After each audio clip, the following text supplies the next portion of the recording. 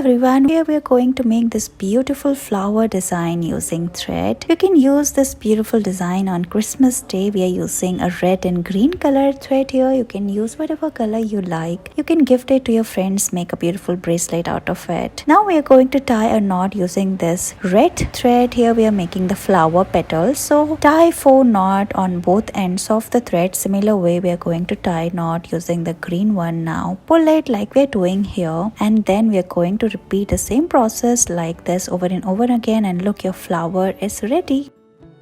Tie this yellow thread at the center. Now we are going to cut 2 different threads like yellow and blue one and start tying knot like we're doing here. Let's make a beautiful design. You can make different stuff like bracelets and wristbands for your friends or loved ones. Now we are going to tie knot first from one end using the blue thread. Now repeat the same process from other end as well, and you will get this beautiful pattern. So repeat the same process over and over again like this. We're going to do it in alternate way, like one with the blue and then with the yellow thread, and look, it's done.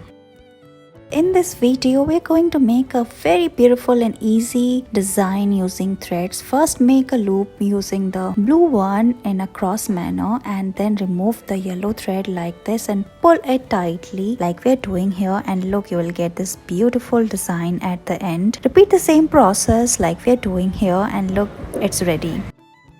Tie this white thread at the center. Now we are going to make a beautiful flower design using this red one. You can take whatever color you like. So start tying knot. Make a loop from one end and remove the other end of the thread from the hole like this, and repeat the same process over and over again, and you will get this beautiful design at end.